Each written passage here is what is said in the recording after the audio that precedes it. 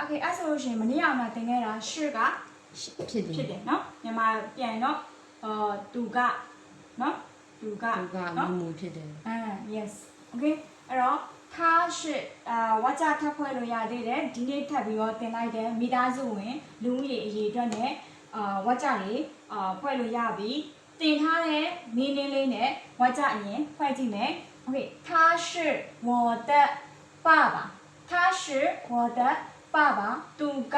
ငါအဖေငါရဲ့အဖေနော်他是我的爸爸he is my father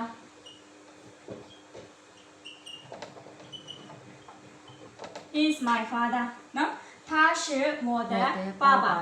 သူကငါရဲ့အဖေ他是我的妹妹သူကငါရဲ့ညီမလေး他是我的妹妹 okay နောက်တစ်ခုဒီနေ့တင်တဲ့စစောင်းကပြောနေတဲ့ meaning ထဲမှာ you ကရှိတယ်အဲ့ဆိုရင် want you နော်ငါမှာရှိတယ်ဒီကဒီကတူတယောက်ကဲကအကိုကအကိုကမဟုတ်ဘူးက want you ဒီကငါမှာအကိုတယောက်ရှိတယ်want you ဒီက姐ငါမှာအမတယောက်ရှိတယ်want you ဒီက妹妹ငါမှာညီမလေးတယောက်ရှိတယ်နောက်တစ်ကြောင်းက我家ငါမိသားစုမှာ有ရှိတယ်有个人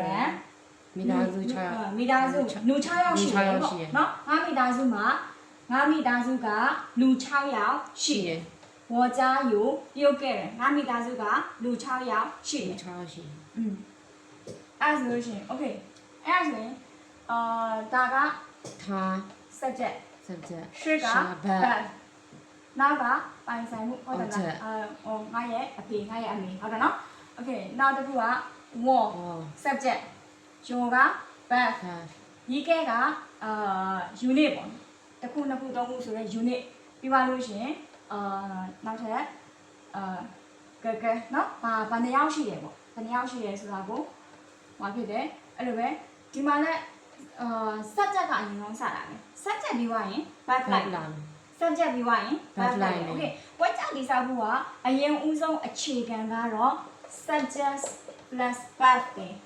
ဟုတ်နော် okay အဲ့ဆိုရင်တော့အဲ့ verb ကရှိနောက်တစ်ခုကဒီနေ့ထပ်ပြီးတော့ပြောတယ် you okay subject ကဝန်နေထားနော်ဝန်နေထားခုတော့ဆရာတော့ subject တွေကဝန်နေထားပဲသိပြီဟုတ်တယ်မလားအဲ့တော့ဝန်နေထား